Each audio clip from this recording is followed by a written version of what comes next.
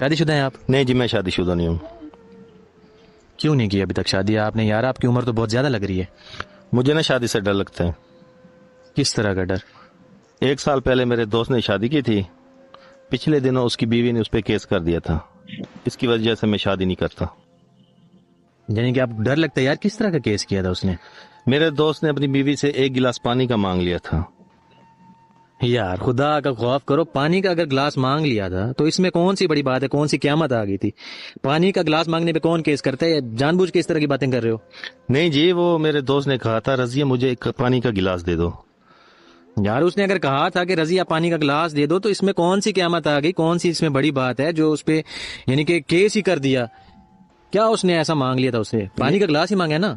जी जी बिल्कुल। वो ना मेरे दोस्त की बीवी का नाम रजिया नहीं था, हमीदा था। शाबाश बेटा।